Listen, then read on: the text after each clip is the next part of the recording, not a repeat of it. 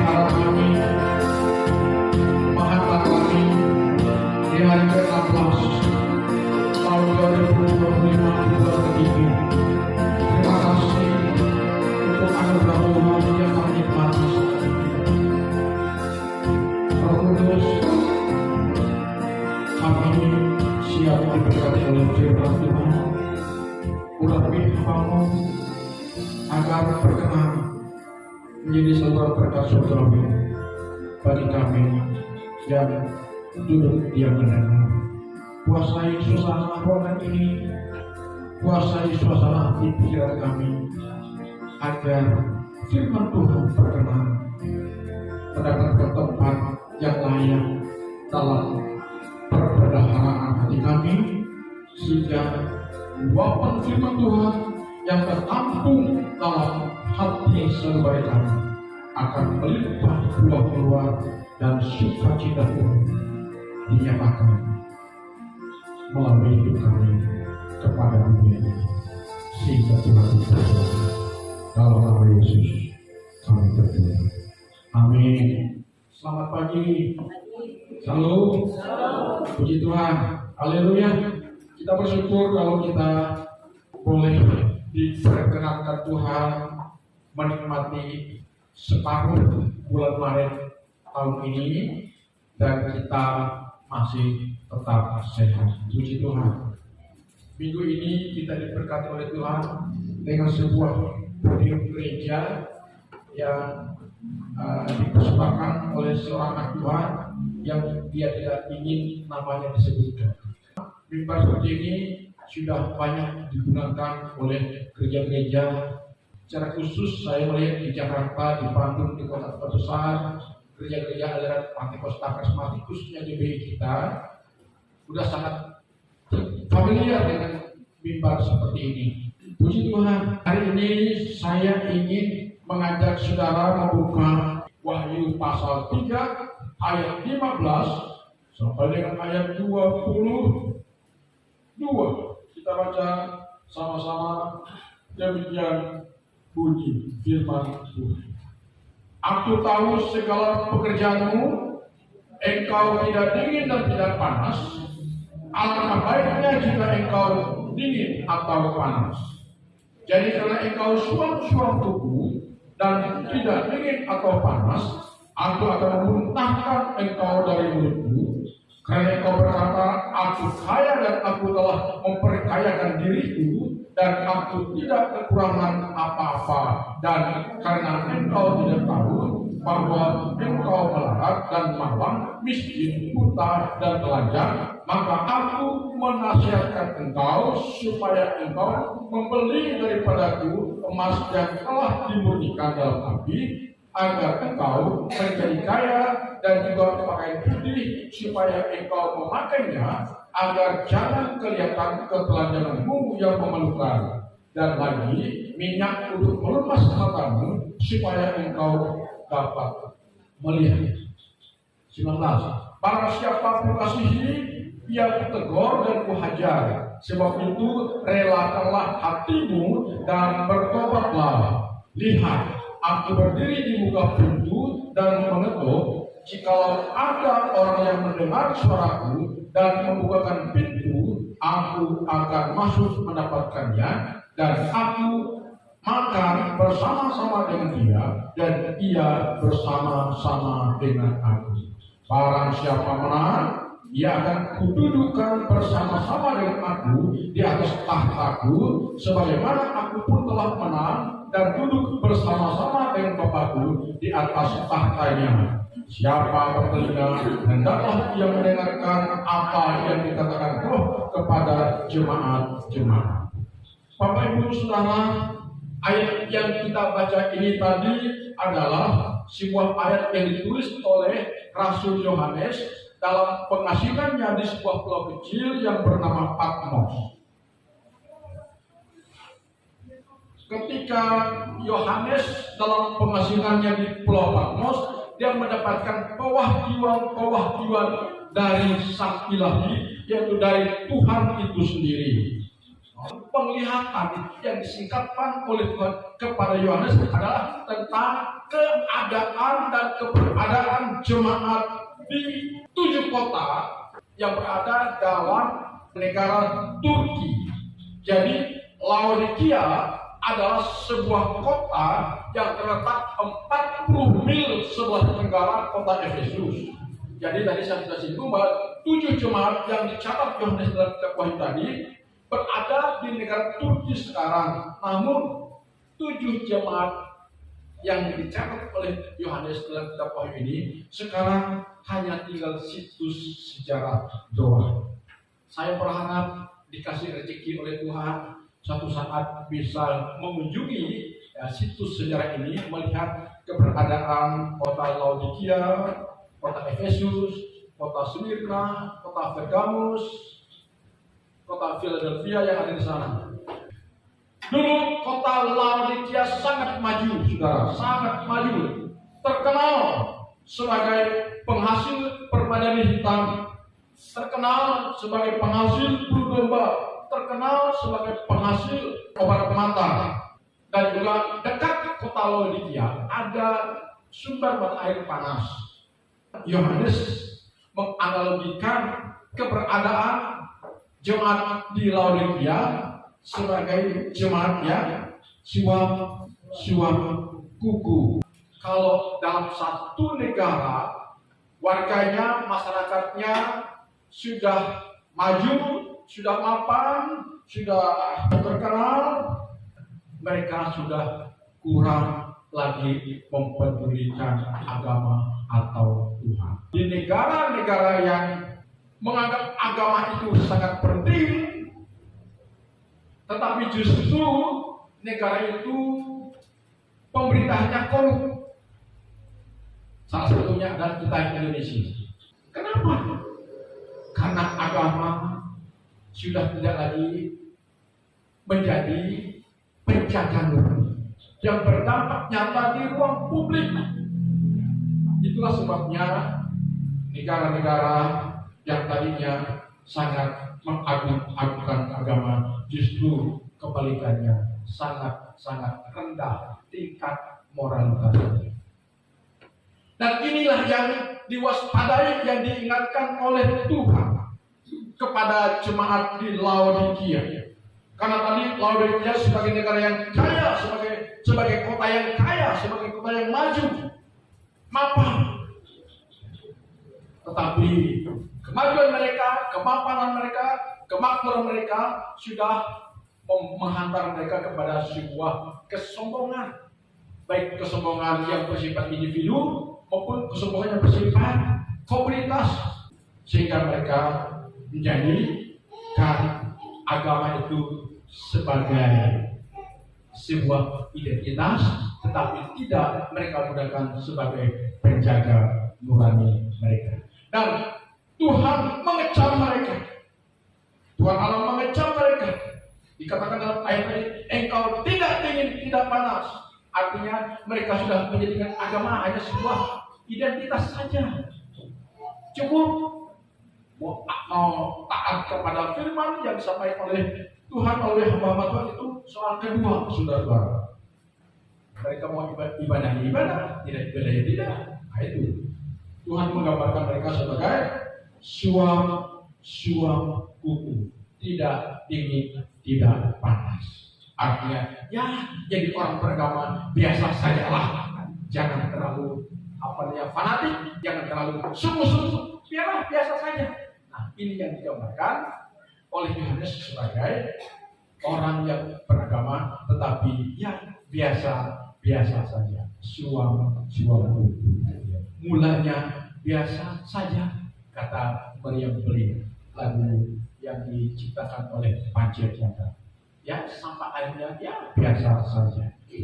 Ini tidak boleh terjadi kepada kita, anak-anak Tuhan, jemaat Tuhan yang hadir ibadah pagi ini di gereja kita yang kecil ini.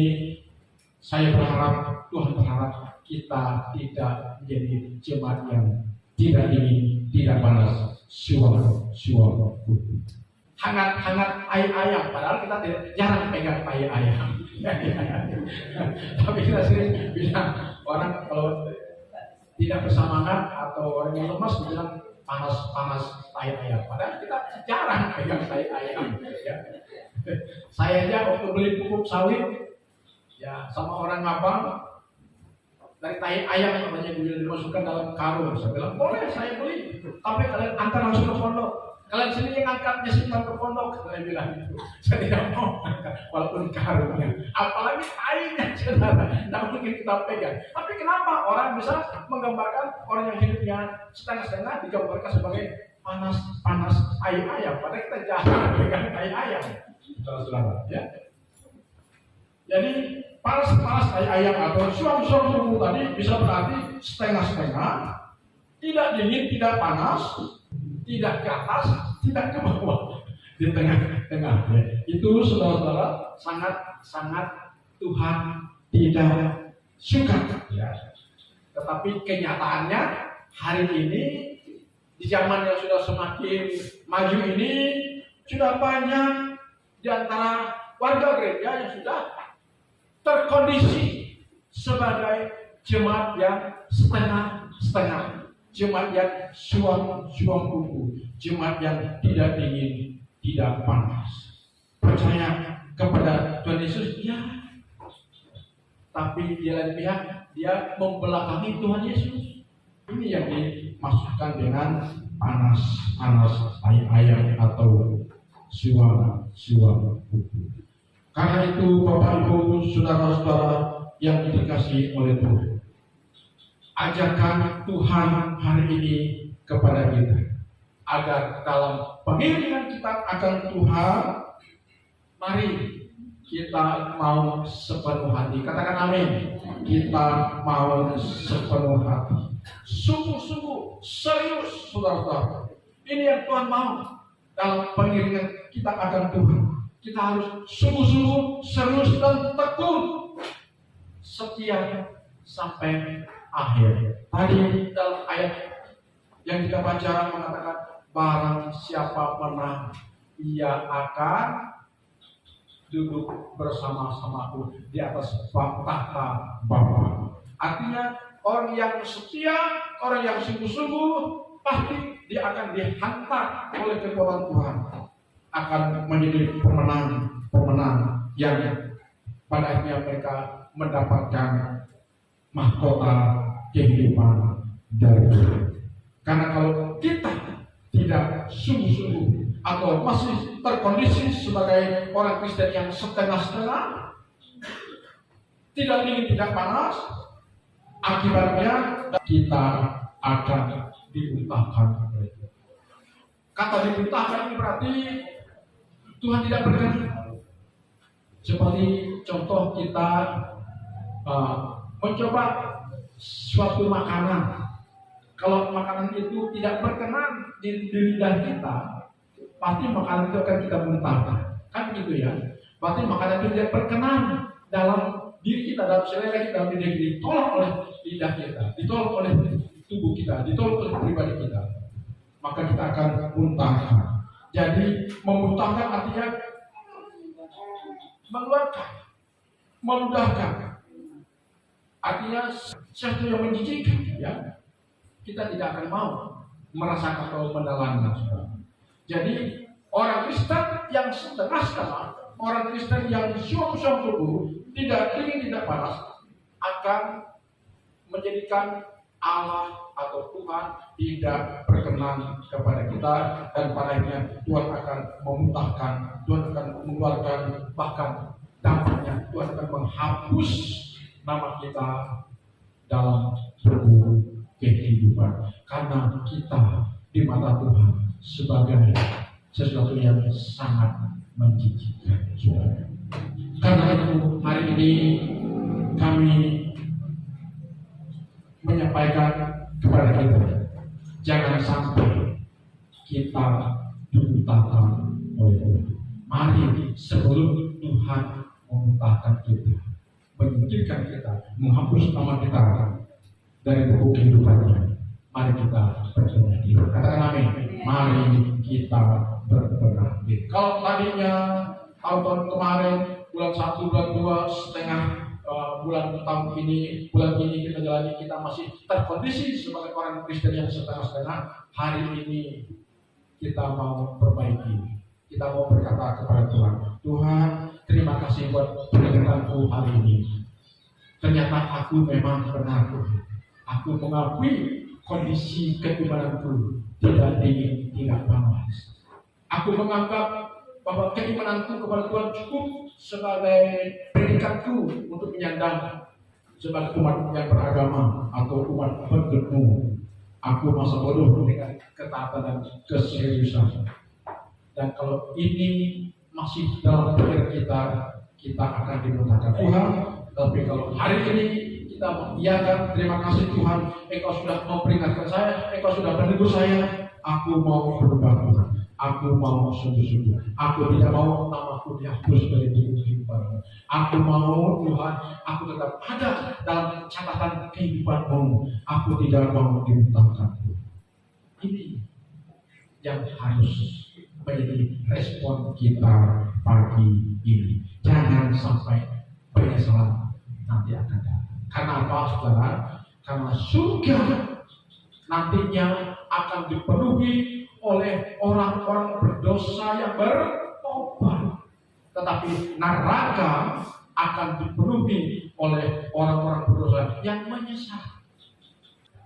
Jangan sampai kita menjadi penghuni neraka yang terus merangkak nasib kita, menyesal pada dunia. Saat sekarang kita masih ada di dunia, kita mau berbagi diri. Amin. Banyak di antara kita hari-hari ini sudah mulai, contohnya saudara, sudah mulai kita merasa nyaman, keuangan kita, rezeki sudah mulai lancar, kita sudah mulai menjadikan ibadah itu bukan prioritas. Kita sudah mulai menjadikan Tuhan itu bukan lagi skala prioritas. Dulu di tempat kita ini, bendahara gereja kita pertama mula-mula ketika kita merintis gereja ini, bendahara kita mampu berdoa dengan saya dari jam 10 sampai jam 12. Di sini kami berdoa. Dia lagi menjadi seorang penolong. Saya mau ceritakan sedikit ya.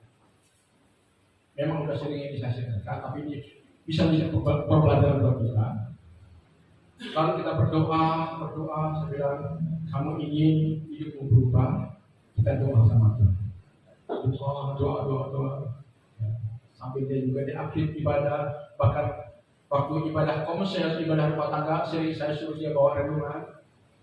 Tapi singkat cerita, setelah doanya dijawab, dia mendapatkan, karena juga ada keluarganya yang juga kontraktor itu, sehingga dia dibawa ikut dengan saudaranya, lalu dia menjadi seorang kontraktor besar, saudara. Singkat cerita, dia menjadi OKB, orang kaya banget. Tapi setelah dia menikmati kemapanan secara finansial, dia tinggalkan Tuhan, dia tinggalkan gereja. Sampai dia berkata kepada saya, sepertinya seolah dia belum pernah bergereja di sini. Saya bilang, kenapa kamu ngomong seperti ini? Kan dulu kamu dibesarkan di sini, dinikahkan di gereja ini, didoakan gereja ini, sampai kamu bisa seperti ini. Saya katakan, ingat, kalau kamu tidak bertobat, Tuhan akan muntahkan kamu. Apa yang terjadi sudah pelan tapi pasti. Tuhan ambil itu kepercayaan. Sampai hari matinya. Hartanya habis, nyawanya juga habis. Karena meninggalkan Tuhan. Ini peringatan buat kita. Kalau sudah diberkati hari ini, terima kasih Tuhan, kami disuruh diberkati. Tetaplah setia, tetaplah setia. Percayalah, kalau kita sudah dipercayakan oleh Tuhan dengan berkat-berkat jasmani, berkat-berkat duniawi, jangan menjadikan kita pribadi yang sombong. Tetap kita rendah hati dan mengatakan semua yang kami peroleh, semua yang kami raih karena campur tangan Tuhan. Begitu kita berkata. Amin. Bukan karena kita, bukan karena kekuatan kita, bukan karena kemampuan kita, bukan karena skill kita, bukan karena keahlian kita, tapi semata-mata karena pertolongan Tuhan. Demikian kita menyikapi. Karena penyebab orang Laodikia dikecam oleh Tuhan karena kesombongan mereka. Kesombongan mereka ini ya disebabkan karena mereka sudah mampu secara finansial. Hati-hati dalam perjalanan hidup ini. Memang ketika kita kekurangan juga tidak nyaman. Ya, kadang-kadang bisa menyeret kita ke dalam perbuatan dosa. Ketika kita dalam kelimpahan juga hati-hati. Juga bisa membuat celah untuk kita berbuat dosa semakin lebar karena sudah ada alat dukung. Tapi orang yang mengasihi Tuhan, orang yang cinta Tuhan, semakin mereka bersyukur, semakin mereka mencintai Tuhan. Dan percaya, semakin kita diberkati, semakin kita cinta Tuhan, semakin kita akan menikmati keindahan dalam hidup ini. Amin. Haleluya, haleluya, haleluya. Karena itu mari hari ini jangan kita berlaku sombong, karena kesombongan itu dibenci oleh Tuhan. Ya, andai kata kita sudah salah, lalu Tuhan tegur kita, ya, kita terima dengan kerendahan hati. Coba kita baca ayat 19 dari Wahyu pasal 3 tadi. Barang siapa ku kasihi, ia ku tegur dan ku hajar. Sebab itu relakanlah hatimu dan bertobat. Dengan kata Tuhan, barang siapa ku kasihi. Kalau Tuhan menegur saudara, berarti Tuhan mengasihi saudara. Amin. Kalau Tuhan menghajar saudara, berarti Tuhan mengasihi saudara. Kalau Tuhan tegur kita, itu bukti Tuhan mengasihi kita. Kalau kita dihajar karena kita bandel, itu bukti Tuhan mengasihi kita. Gimana sikap kita? Relakanlah hatimu. Artinya, udah Tuhan, memang aku salah, aku layak ditegur, aku layak dihajar. Aku terima teguranmu, aku terima hajaranmu, apapun bentuknya. Karena aku percaya Engkau mengasihi aku. Dan hajaranmu dan teguranmu bukan untuk menyakiti aku, tapi demi kebaikanku dan demi masa depanku. Katakan amin. Haleluya, haleluya. Jadi hari ini saya mau katakan kepada saudara, ya, jika kita sudah berbuat salah, terjerumus ke dalam sebuah kenistahan atau pola hidup kekristenan kita setengah-setengah, tidak dingin tidak panas, biasa saja dari awal kita percaya Tuhan sampai sekarang biasa saja, tidak ibadah pun biasa, tidak sungguh-sungguh biasa. Hati-hati saudara, hati-hati, hati-hati. Ya, dan kalau saudara datang ke gereja, tiba-tiba saudara kena sentil oleh Tuhan oleh firman-Nya, jangan berkata, aku tidak suka lagi ke gereja. Kenapa? Khotbahnya suka nyinggung. Khotbahnya suka nyinggung. Firman Tuhan itu dapat, saudara. Tapi itu kebaikan kita, bukan untuk Tuhan, tapi untuk kita, untuk kebaikan kita. Ya, mari hari ini ya kita berbenah diri karena Tuhan mengasihi saya dan saudara. Katakan amin. Tuhan mengasihi saya dan saudara. Kalau dia tegur, bukti Tuhan itu saya. Kalau dia hajar, bukti Tuhan itu saya. Saya dengan anak-anak saya sering sedikit kasar dan tega. Kenapa? Karena memang untuk kebaikan dia. Kalau orang tua tidak pernah menegur anak masa bodoh, dengan anak, hati-hati, anak itu akan menjadi anak yang diam, dan masa depan anak itu akan menjadi masa depan yang paling suram buat dia. Tapi kan anak-anak muda yang hadir hari ini, jika anak-anak muda sudah tidak lagi mengindahkan nasihat orang tua, sekalipun orang tua mengasihi sudah, tapi kita tidak mengindahkan nasihat orang tua, karena orang tua sebagai wakil daripada Tuhan di bumi. Hati-hati, maka dampaknya adalah kehidupan kita di masa yang akan datang. Apalagi kalau kita memberontak kepada Tuhan, kita durhaka kepada orang tua saja, karmanya terjadi. Tahu karma? Hukum akan berlaku atas kita. Kita kembali kepada ayat tadi. Ya. Ayat 14 tadi dalam Wahyu pasal 3 itu berbicara tentang kesombongan jemaat atau orang-orang Laodikia, karena mereka sudah menganggap mereka sudah punya segalanya. Mereka tidak butuh Tuhan. Mereka tidak butuh lagi orang lain. Kita tahu negara-negara Kristen yang ada di Eropa. Mengapa kekristenan di Eropa redup? Karena dampak daripada kemapanan, kemakmuran. Mereka sudah tidak perlu lagi Tuhan. Ya. Itu sebabnya Amerika sekarang sedang dihajar oleh Tuhan. Dan kita semua kalau tidak sungguh-sungguh juga akan Tuhan ajar dengan maksud supaya kita berbalik kepada Tuhan. Amin. Haleluya, haleluya.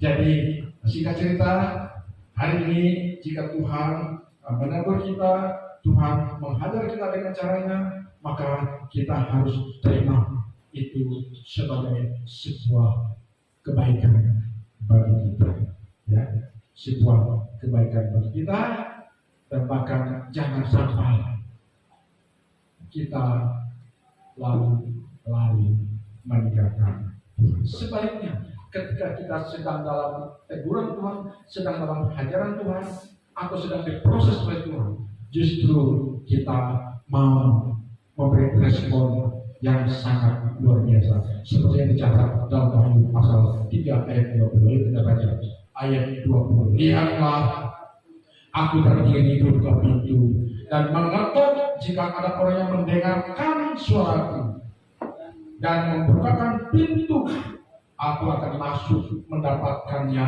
dan aku akan makan bersama-sama dengan dia, dan ia bersama-sama dengan aku. Luar biasa. Kemarin saya jelaskan pengertian daripada ayat ini.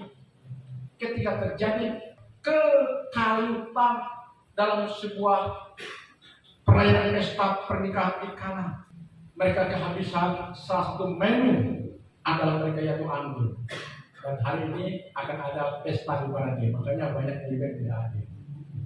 Semoga tidak kehabisan hidangan. Ketika salah satu menu andalan habis, terjadi kepanikan dalam pesta tersebut, sehingga Ibu Yesus memberikan kata perintah kepada Yesus, engkau harus bertindak, kata Ibu Yesus kepada Yesus. Karena ketika Ibu Yesus diundang dalam pesta itu, ya, mereka bertanggung jawab mengatasi kepanikan dalam pesta tadi, karena di tengah-tengah perjalanan pesta orang lagi tamu-tamu sedang berdatangan, tiba-tiba kehabisan anggur. Maka Ibu Yesus berkata kepada Yesus, engkau bertindak. Ibu Yesus berkata kepada pelayan-pelayan, dan Yesus juga berkata, siapkan tempayan-tempayan. Kemudian tempayan berkas pembasuhan kaki orang Yahudi disiapkan, lalu perintah oleh Yesus, isilah air biasa kepada tempayan tadi. Maka setelah mereka taat kepada perintah Yesus, maka air biasa berubah menjadi anggur yang tidak kawin-kawin. Masalah kepanikan selesai sudah. Pesta berjalan sampai selesai, penuh dengan sukacita. Artinya apa? Jika Yesus ada dalam hidup kita, dalam rumah tangga kita, dalam seluruh aspek hidup kita, seperti yang digambarkan dalam ayat 20 tadi, lihat, aku berdiri di muka pintu dan mengetuk, jika ada orang yang mendengar suaraku, membukakan pintu hatinya, membukakan pintu rumahnya, aku akan masuk, kata Yesus, mendapatkannya, makan bersama-sama dengan dia, dan dia bersama-sama dengan aku. Apa dampaknya jika hidup kita ada dalam kebersamaan dengan Yesus? Apa dampaknya? Dampaknya akan ada pemeliharaan yang sejati. Katakan amin. Akan ada pemeliharaan yang sejati. Dia, Yesus akan menjadi pribadi kita. Tidak usah khawatir tentang hidup kita, tidak usah khawatir tentang masa depan kita. Jika hidup kita sudah ada dalam kebersamaan dengan Yesus, ketika Yesus mengetuk pintu hati kita, firman yang menempa kita buka hati, kita bersedia terima. Silakan Tuhan, ini aku, apa mau Tuhan? Suka-sukamu Tuhan. Ada lagi, suka-sukamu Tuhan, suka-sukamu Tuhan, suka-sukamu Tuhan. Sekalipun ada gereja Protestan yang sangat anti dengan lagu ini, tapi jika hidup kita sudah ada dalam kebersamaan Tuhan, kita memberikan ruang gerak kepada Tuhan. Silakan buat suka-sukamu lah kepada hidupku, karena hidupku sudah menjadi milikmu. Dan kalau hidup kita sudah menjadi milik Tuhan, sekali lagi saya katakan, gak usah khawatir tentang masa depan saudara. Gak usah khawatir tentang masa depan kita.